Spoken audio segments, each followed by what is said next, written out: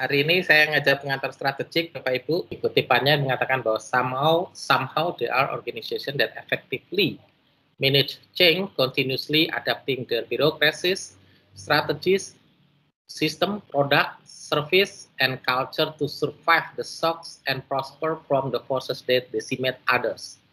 They are the master of what I call renewal. Dia katakan gini, pokoknya suatu tempat ada sebuah organisasi yang secara efektif mengelola perubahan gitu ya, dan secara kontinu mengadaptasikan birokrasi mereka, strategi, sistem, produk, service, dan culture mereka agar mereka bisa survive, agar mereka bisa bertahan hidup dari shock gitu ya, dari kejutan yang biasanya dari kejutan yang bisa mematikan atau yang biasanya mematikan organisasi lainnya gitu ya. Jadi mereka yang bisa melakukan atau beradaptasi dengan baik ini disebut dengan master of what, master dari apa yang disebut oleh Robert H. Waterman ini sebagai renewal gitu ya, atau pembaru katanya. Nah, gimana pengelolaan dalam lingkungan yang dinamis gitu ya, katanya gini, bahwa lingkungan itu selalu berubah gitu ya, dan akibatnya rumah sakit, baik rumah sakit pemerintah maupun rumah sakit swasta akan menghadapi lingkungan yang turbulence gitu ya, turbulence, membingungkan, dan bahkan mengancam. Nah, ini ada sumber-sumber perubahan itu ada seperti peraturan gitu ya, atau undang-undang, perubahan perekonomian nasional dan internasional, kekuatan pasar, demografi, gaya hidup, teknologi, dan penyampaian perawatan atau healthcare delivery dalam industri kesehatan. Nah, dikatakan bahwa jika institusi kesehatan mampu beradaptasi dan mengelola perubahan ini dengan baik, maka institusi ini akan menjadi master perubahan gitu ya. Seperti kutipan pendapat di awal tadi gitu ya. Nah, jadi kutipan tadi itu menarik gitu ya. Nah, ini lingkungan, Bapak Ibu bisa lihat contohnya rumah sakit sebagai organisasi gitu ya. Nah, di sini ada input. Inputnya apa aja? Ada sumber daya, ada permintaan pasar, ada daya beli, ada pemerintah, dan lain-lain gitu ya.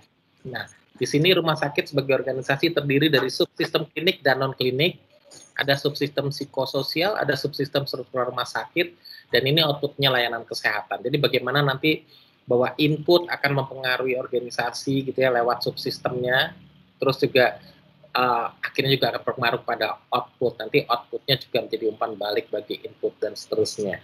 Nah, terus apa akibat yang ditimbulkan jika rumah sakit tidak mampu menghadapi perubahan, gitu ya? Maka yang terjelas bahwa bisa saja rumah sakit Bapak Ibu akan tertinggal dan bahkan bisa gagal gitu ya. Lalu bagaimana menghadapi perubahan gitu ya? Nah, Bapak Ibu lihat sini bahwa bagaimana pemimpin rumah sakit menghadapi atau mengidentifikasi isu adalah hal penting gitu ya. Kenapa sih kita atau pemimpin rumah sakit harus bisa mengantisipasi atau mengidentifikasi isu gitu ya? Karena dalam isu itu ada kesempatan dan ancaman gitu ya. Jadi kesempatan dan ancaman ini harus diidentifikasi dan dinilai gitu ya. Nah, bahwa organisasi yang sukses adalah organisasi yang memiliki pemimpin yang memahami sifat dan implikasi dari perubahan eksternal. Lalu dari perubahan tadi, pemimpin harus mampu membuat membuat strategi atau mengembangkan strategi yang efektif gitu ya. Lalu pemimpin harus mampu secara aktif mengelola momentum organisasi gitu ya. Lalu dikatakan tadi aktivitas yang tadi mampu melihat, mengidentifikasi isu, lalu mampu mengembangkan strategi, lalu mampu mengelola momentum dengan baik. Nah, aktivitas ini dirujuk sebagai manajemen strategik gitu ya. Nah, dikatakan bahwa pemimpin harus mampu mentransformasikan present condition to future condition. Jadi pemimpin harus bisa merubah dari kondisi sekarang kepada kondisi masa depan yang diinginkan. Nah, dalam prosesnya untuk menuju masa depan tadi banyak ketidakpastian gitu ya. Baik ketidakpastian internal maupun ketidakpastian eksternal. Oleh karena itu, manajer strategi bertanggung jawab untuk mengelola ketidakpastian agar mampu menuju ke masa yang akan datang. Konsep strategi itu mempunyai sejarah panjang di dunia politik dan militer. Gitu. Jadi strategi itu artinya generalship gitu ya, atau sesuatu yang dikerjakan oleh para jenderal gitu ya. Karena itu terminologi yang biasa digunakan dalam kaitannya dengan strategi seperti tujuan atau objektif, misi, mission, kekuatan, strength, kelemahan, weaknesses dikembangkan oleh militer gitu ya. Kita lihat ada long range planning, strategic planning, management strategy. Ini asalnya gitu ya. Dulu long range planning itu awalnya dikembangkan tahun 50-an. Tujuannya tuh bagaimana mempersiapkan anggaran operasi dengan menggunakan forecast future sales dan flow of fund. Gitu. Jadi tujuannya memprediksi ukuran permintaan produk dan jasa di masa depan dan untuk menentukan di mana permintaan tersebut akan terjadi. Nah, asumsi long range planning mengatakan bahwa organisasi akan terus berproduksi sesuai dengan produk dan jasanya saat ini. Maka menyesuaikan atau mematchkan kapasitas produksi dan permintaan adalah isu penting. Dari long range planning gantikan dengan strategic planning. Strategic planning ini populer di tahun 50 sampai 70-an. Asumsi dari strategic planning bahwa terlalu banyak perubahan yang terjadi dalam lingkungan, baik ekonomi, sosial, politik, dan teknologi, dan perubahan persaingan. Karenanya, permintaan organisasi harus secara periodik mengevaluasi perubahan terhadap produk dan jasanya, termasuk evaluasi menyampaikannya. Gitu ya. Nah, di sini ada General Electric mempermulaikan strategic planning ini melalui penerbitan ilmiah, gitu ya.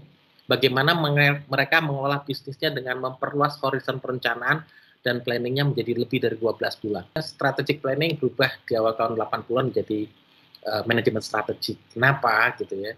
Karena di tahun 80-an ke atas timbul kesadaran bahwa perencanaan keuangan saja bukan kerangka kerja yang tepat. Konsep strategic planning diperluas lagi menjadi manajemen strategik gitu ya. Karena manajer menyadari bahwa lingkungan yang dinamis dan perubahan juga harus memperhatikan pengelolaan dan evaluasi strategi secara terus-menerus merupakan kunci sukses organisasi. Nah, terus kita lihat dimensi manajemen strategik. Ada beberapa cara berpikir tentang manajemen strategik dalam organisasi.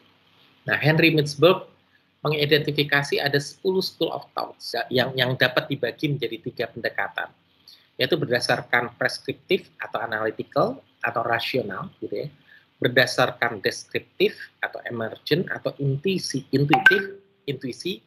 berdasarkan tahap dan rangkaian proses. Nah, ini Bapak Ibu contoh sasaran perkembangan manajemen strategik mulai tahun 50 sampai tahun 2000-an. Nah, manfaat strategik adalah menyatukan organisasi dengan tujuan dan share value. Lalu bagaimana menghasilkan konsep diri organisasi yang jelas, tujuan spesifik, dan panduan dalam penetapan. Membantu manajer memahami kondisi saat ini yang akan datang dan tanda-tanda perubahan.